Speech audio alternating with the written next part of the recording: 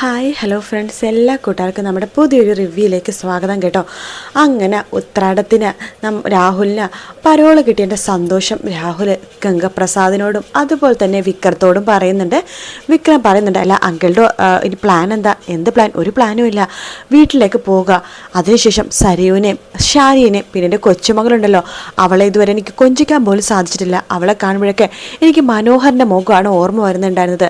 ഇനി അവളെ ഒന്ന് കൊഞ്ചിക്കണം എന്ന് പറയുമ്പോൾ വിക്രം പറയുന്നുണ്ട്, എൻ്റെ അങ്കിളെ മനോഹറിൻ്റെ കുഞ്ഞ് മാത്രമല്ല അത് അങ്കിളുടെ മോളുടെ കുഞ്ഞും കൂടിയിട്ടല്ലേ, പിന്നെ എന്തിനാ ആ കുഞ്ഞിയുടെ ഒരു അകൽച്ച കാണിക്കണത്? നീ പറഞ്ഞ ശരിയാടാ, എല്ലാവരുടെ കൂടെ അടിച്ചു പൊളിച്ചു ഓണം ഉത്രാടം ആഘോഷിച്ചിട്ട് ഞാൻ തിരിച്ചു വരാം. അല്ലടാ ഗംഗെ, നീ ഓണത്തിന് മുമ്പെങ്ങാനും ജയിലിൽ ചാടുന്നുണ്ടോ? ആ ഞാൻ നോക്കട്ടെ അങ്കിളെ എന്ന് പറയാണ്. ശേഷം രാഹുൽ അവിടെ നിന്ന് പോകുക കേട്ടോ. രാഹുൽ ഭയങ്കര സന്തോഷത്തിലാണ്, കാരണം നാളെ ആകുമ്പോഴേക്കും വീട്ടിലേക്കൊന്ന് പോകാമല്ലോ എന്ന് വിചാരിച്ചിട്ട്.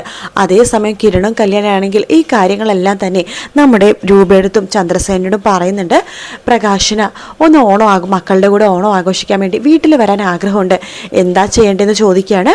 അപ്പോൾ രൂപയും അതുപോലെ തന്നെ ചന്ദ്രസേന ഒരേ സ്വരത്തിൽ പറയാണ്, അത് വേണ്ട കല്യാണി മോളെ, അത് വലിയൊരു ആപത്തിലേക്കായിരിക്കും വഴി നയിക്കണത് എന്ന് പറയുമ്പോൾ കല്യാണി പറയുന്നുണ്ട്, അച്ഛ അമ്മേ, നിങ്ങൾ രണ്ടുപേരും ഇവിടെ ഇപ്പോൾ ജീവനോടിരിക്കുന്നുണ്ടെങ്കിൽ അതിന് കാരണം എൻ്റെ അച്ഛനാണല്ലോ, അല്ലെങ്കിൽ നമുക്ക് ഈ ഓണാഘോഷം ഉണ്ടാവില്ല, ഒന്നും ഉണ്ടാവില്ലായിരുന്നോ.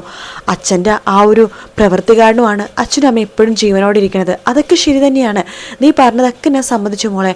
പക്ഷേ അതിൻ്റെ പേരിൽ നമുക്ക് എല്ലാവർക്കും ദുരിതം വരുത്തി വെക്കാനാണ് അവൻ വീട്ടിൽ വരുന്നതെന്ന് പറയാൻ പറ്റില്ലല്ലോ. പ്രകാശൻ ഇതുപോലെ എത്രയോ പ്രാവശ്യം മാറുന്ന പോലെ അഭിനയിച്ചിരിക്കുന്നു, എന്നിട്ട് അവൻ മാറിയില്ലല്ലോ. അവന് മാറാൻ പെട്ടെന്ന് സാധിക്കില്ല മോളെ. ചിലപ്പോൾ നമ്മൾ വിചാരിക്കാത്ത പോലെ അവൻ മാറിയിട്ടുണ്ടാവാതിരിക്കാം, പക്ഷെ ഇത്ര പെട്ടെന്നൊന്നും വീട്ടിലേക്ക് കയറ്റേണ്ട, അതെന്തോ നല്ലതല്ലെന്നാണ് എനിക്ക് തോന്നുന്നത് എന്ന് ചന്ദ്രസേനൻ പറയുമ്പോഴേക്കും രൂപ പറയുന്നുണ്ട്, അതേ മോളെ, അവൻ പ്രകാശൻ നമുക്ക് വേണ്ടി വലിയൊരു കാര്യം തന്നെയാണ് ചെയ്തു തന്നിരിക്കണത്.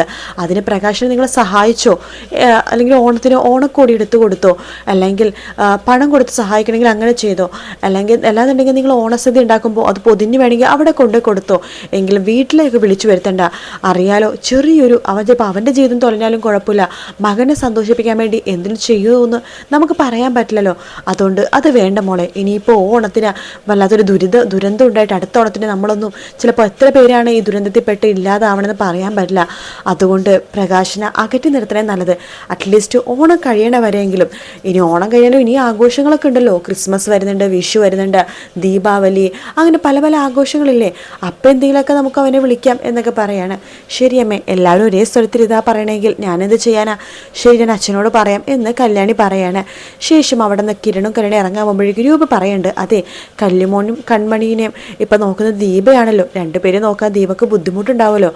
താരാൻ്റെയൊക്കെ വരുന്നുണ്ട്, എങ്കിലും കൺമണി മോളെ നാളെ ഉത്രാടമാണല്ലോ, ഞങ്ങൾ എന്തായാലും ഉത്രാടത്തിന് അങ്ങോട്ട് വരുന്നില്ല, രാത്രി ആകുമ്പോഴേക്കും നിങ്ങൾ ഇങ്ങോട്ട് വരുമല്ലോ, അപ്പോൾ കൺമണി മോളെ ഒന്ന് കൊണ്ടുവന്നേക്ക്.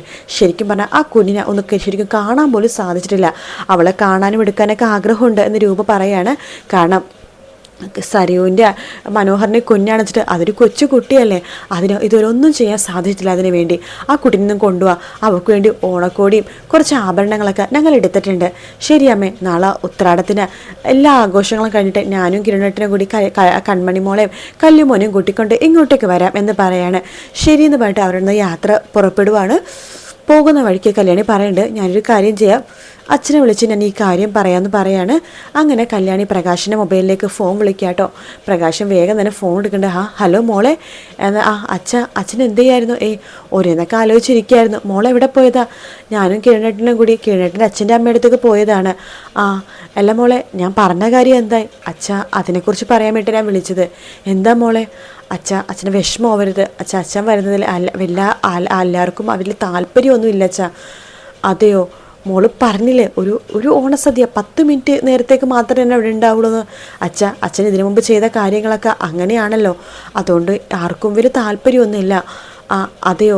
സാരില്ല മോളെ, മോൾക്ക് വിഷമിക്കൊന്നും വേണ്ട, അച്ഛന് കുഴപ്പമൊന്നുമില്ലടി. അച്ഛനൊരു ആഗ്രഹം പറഞ്ഞെന്നല്ലേ ഉള്ളൂ, അത് സാരമൊന്നുമില്ല. എനിക്കിപ്പോൾ ഓണം എന്ത് വിഷു എന്ത്, ഞാൻ ഇടയ്ക്കൊരു ദിവസം നിങ്ങളെ കാണാൻ വേണ്ടി അവിടേക്ക് ഇറങ്ങിക്കോളാം. അപ്പോൾ ഓണത്തിന് ഞാൻ വരുന്നില്ല കേട്ടോ, എല്ലാവരും നല്ല സന്തോഷമായിട്ട് അടിച്ചു പൊളിച്ച് ഓണം ആഘോഷിക്കുക എന്നൊക്കെ പറഞ്ഞിട്ട് പ്രകാശ് ഫോൺ വെക്കാണ്. പ്രകാശിൻ്റെ കണ്ണ് നിറയുന്നുണ്ട് കേട്ടോ. കല്യാണിക്കും ആകെ വിഷമമാണ്. കല്യാണി ദേഷ്യവും വരുന്നുണ്ട്, കിരണിനോടും എല്ലാവരോടും ദേഷ്യമുള്ളതുകൊണ്ട് കല്യാണി ആരോടും മിണ്ടാതെ അങ്ങനെ തിരിച്ച് വീട്ടിലേക്ക് പോവാണ്. അവിടെ പോകുമ്പോഴേക്കും എല്ലാവരും അവിടെ എത്തിയിട്ടുണ്ട് ഓണം ആഘോഷിക്കാൻ വേണ്ടിയിട്ട്. അങ്ങനെ കമ്പിത്തിരി മത്താപ്പൊക്കെ ആയിട്ട് എല്ലാവരും ഓണം അടിച്ചു പൊളിച്ച് തലേ ദിവസം അടിച്ചു പൊളിച്ച് ആഘോഷിക്കുകയാണ്. ലക്ഷ്മിയുണ്ട്, കാർത്തികയുണ്ട്, കാദംബരി, അതുപോലെ തന്നെ രതീഷ്, ആരൊക്കെയുണ്ട് എല്ലാവരും അവിടെ ഉണ്ട് കേട്ടോ. അപ്പം കല്യാണിക്ക് മനസ്സിനുള്ളൊരു വിഷമമുണ്ട്. പാവം തൻ്റെ അച്ഛൻ എത്രയോ നാളായിട്ട് പറഞ്ഞിടക്കാണ് ഓണമെന്ന്. അവസാനം അച്ഛനും ഓണത്തിന് വരാൻ സാധിച്ചില്ലല്ലോ എന്ന് വെച്ചിട്ട് ആ ഒരു വിഷമം നമ്മുടെ കല്യാണിയുടെ ഉള്ളിൽ നന്നായിട്ടുണ്ട് കേട്ടോ. എന്നാലും കല്യാണി ഓണമൊക്കെ അടിച്ചു പൊളിച്ച് ആഘോഷിക്കുന്നുണ്ട്. അതേസമയം നമ്മുടെ ഉത്രാടത്തിൻ്റെ ദിവസം രാവിലെ തന്നെ സരുവിനെ കാണാൻ വേണ്ടി ഡോക്ടർ വരുന്നുണ്ട്. ഇപ്പം എങ്ങനെയുണ്ടെന്നൊക്കെ ചോദിക്കുകയാണ്. എന്ത് പറയാനാ ഡോക്ടർ, എത്ര നന്നായിട്ട് എൻ്റെ മോള് ജീവിച്ചെന്നറിയാവോ. ഇവളുടെ ജീവിതം തുലയ്ക്കാൻ വേണ്ടി മനോഹർ എന്ന് പറഞ്ഞ ഒരുത്തൻ വന്നതോട് കൂടി തന്നെ ഇവളുടെ ജീവിതം എങ്ങനെയായി പോയത്. ഇന്ന് ഉത്രാടമാണ്. ഉത്രാടത്തിലേക്ക് എൻ്റെ മോള് നിലത്തൊന്നും അല്ലായിരുന്നു, പാടി പറന്ന് നടക്കുമായിരുന്നു. ഇപ്പോൾ ദേ ഓണവും ഇല്ല, ഉത്രാടവും ഇല്ല, ഒന്നും ഇല്ലാണ്ട് കിടക്കണ കണ്ടില്ലേ എന്ന് പറയുമ്പോൾ ഡോക്ടർ പറയുന്നുണ്ട്, അതെ സരുവിൻ്റെ അമ്മ വിഷമിക്കേണ്ട. സരു ചിലപ്പോൾ മിക്കവാറും അടുത്ത ഓണം ആകുമ്പോഴേക്കും പഴയ സരു തന്നെയാവും. ഒന്നില്ലെങ്കിൽ ഇവൾ നല്ല സ്വഭാവത്തിലേക്ക് കിടക്കും. അവളുടെ അഹങ്കാരവും അവളുടെ മനസ്സിൽ ആ ഒരു കറയൊക്കെ അകറ്റിയിട്ട് അവൾ നല്ലൊരു പെൺകുട്ടിയായിട്ട് നിങ്ങളുടെ ജീവിതത്തിലേക്ക് തിരിച്ചു വരും. നമുക്കതിനു വേണ്ടി പ്രാർത്ഥിക്കാം. എന്തായാലും ട്രീറ്റ്മെൻറ്റൊക്കെ ഫലം കണ്ടോ ഇല്ലയോ എന്ന് അറിയാൻ കഴിയണത് 2 മാസം കഴിയുമ്പോഴേ എന്തെങ്കിലുമൊക്കെ പറയാൻ പറ്റുള്ളൂ. അതുവരെ ഷോക്ക് ട്രീറ്റ്മെൻറ്റും കാര്യങ്ങളും മെഡിസിൻസൊക്കെ ആയിട്ട് പോകണം. അവൾ മരുന്നൊന്നും കഴിക്കുന്നില്ല ഡോക്ടർ എന്ന് പറയാണ്. ഇവൾക്ക് ഏറ്റവും ഇഷ്ടം ഇപ്പം ആരെയാണ്? ഇവൾക്ക് ഏറ്റവും ഇഷ്ടം മനോഹറിനെ ആയിരുന്നു. അവളുടെ മനസ്സിൽ എപ്പോഴും മനോഹർ നല്ലൊരാളായിട്ടാണ് എപ്പോഴും ഇരിക്കണത്. ബോധം പോയി, അതായത് ഓർമ്മശക്തിയും ബോധമൊക്കെ പോയപ്പോഴേക്കും മനോഹറിനെ കുറിച്ചുള്ള ചീത്ത കാര്യങ്ങളൊക്കെ അവൾ മറന്നു. ഇപ്പോഴും മനോഹർ എന്തോ നല്ലതാണ് അവളുടെ വിചാരം. മനോഹർ വന്ന ചില മാറ്റങ്ങളൊക്കെ അവൾക്ക് സംഭവിക്കുമായിരിക്കും. അവനിനി വരില്ല ഡോക്ടർ, അവൻ്റെ സ്വഭാവം ഞാൻ പറഞ്ഞു.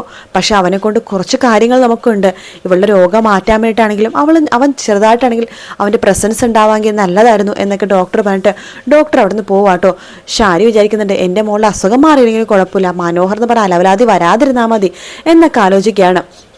അങ്ങനെ രാഹുൽ സത്യങ്ങളൊക്കെ അറിയുന്നുണ്ട്. രാഹുൽ ഉത്രാടത്തിന് വരുന്നൊക്കെ ഉണ്ട്. അതേസമയം മനോഹർ പതുക്കെ റിക്കവറായി വരുവാണ്. കിരണിൻ്റെയും കല്യാണിൻ്റെ വായിൽ തന്നെ സത്യങ്ങളൊക്കെ മനോഹർ അറിയാണ്. സരി ഇപ്പം മുഴുവട്ടായിട്ട് ഭ്രാന്താശുപത്രിയിലാണ്. തൻ്റെ മകൾ കിരണിൻ്റെയും കല്യാണിൻ്റെ വീട്ടിലാണെന്നുള്ള സത്യങ്ങളൊക്കെ അറിയാട്ടോ. മനോഹറിനെ വല്ലാത്തൊരു എന്തൊരു കുറ്റബോധവും എന്തൊക്കെ ഒരു വല്ലാത്ത ബുദ്ധിമുട്ട് തോന്നുകയാണ്. താൻ ഒരുപാട് സ്നേഹിച്ച തൻ്റെ മകൾ ആകെ അനാഥയെ പോലെ ആയിപ്പോയല്ലോ. അതുപോലെ തന്നെ എത്രയോ മക്കൾ ഇതുപോലെ ജീവിക്കുന്നുണ്ട് എന്നൊക്കെ ഒരു കുറ്റബോധം എവിടെയൊക്കെ മനോഹറിൻ്റെ ഉള്ളിൽ തട്ടുന്നുണ്ട് കേട്ടോ. മനോഹർ വിചാരിക്കുകയാണ് സരുവിനെ ഒന്ന് കാണാൻ പോയാലോ എന്നിങ്ങനെ ആലോചിക്കുന്നുണ്ട് മനോഹർ. സരുവിൻ്റെ നില എന്തായിരിക്കും? ചിലപ്പോൾ തന്നെ കാണുമ്പോൾ വയലൻ്റ് ആകും, ചിലപ്പോൾ തന്നെ കാണുമ്പോൾ പൊട്ടിക്കരയുമായിരിക്കും. എന്തായാലും അവളെ ഒന്ന് കാണാൻ പോകാം ഹോസ്പിറ്റലിൽ നിന്ന് ഇറങ്ങുമ്പോൾ എന്ന് മനോഹർ വിചാരിക്കുകയാണ്. അങ്ങനെ മനോഹർ അവിടെ നിന്ന് ഇറങ്ങുമ്പോൾ ആദ്യം കാണാൻ പോകുന്നത് സരുവിനെ തന്നെ ആയിരിക്കും കേട്ടോ. പക്ഷെ സരുവിന് മനോഹർ ഒരു ചീത്ത ആളാണെന്നോ തൻ്റെ ജീവിതം തുലച്ചവനാണെന്നോ ഒന്നും തന്നെ ഓർമ്മയില്ല. മനോഹർ ഇപ്പോഴും നല്ലവനാണെന്ന സരുവിൻ്റെ വിചാരം. സരുവിൻ്റെ ട്രീറ്റ്മെൻറ്റിന് വേണ്ടി മനോഹർ കുറച്ച് ദിവസത്തേക്കൊക്കെ അവിടെ ഇവിടെയൊക്കെ ആയിട്ട് നിൽക്കുന്നുണ്ട്. പക്ഷെ മനോഹർ ഒരു ലോകം ഉടായ്പാണെന്ന് സരു തിരിച്ചറിയും. ബോധം തിരിച്ചു വരുമ്പോൾ അന്ന് മനോഹറിൻ്റെ സരുവിൻ്റെ കൈ കൊണ്ട് തന്നെ മനോഹർ ഇല്ലാതാവും. അപ്പോഴും മനോഹർ തൻ്റെ ആ കോഴി സ്വഭാവം വിട്ടിട്ടില്ല കേട്ടോ. സരുവിനെ കുറിച്ച് ആലോചിക്കുമ്പോൾ വിഷമമുണ്ടെങ്കിലും മരിയയുടെ കൂടെ നാട് വിട്ടാലെന്നുള്ള ആലോചനയും മനോഹറിൻ്റെ ഉള്ളിലുണ്ട്. എന്തായാലും കാത്തിരുന്ന് കാണാം. വീഡിയോ ഇഷ്ടപ്പെടുകയാണെങ്കിൽ ലൈക്ക് ചെയ്യാനും സബ്സ്ക്രൈബ് ചെയ്യാനും കമൻറ്റ് ചെയ്യാനും മറക്കല്ലേ. മറ്റൊരു വീഡിയോ കാണാം. Take care, bye bye.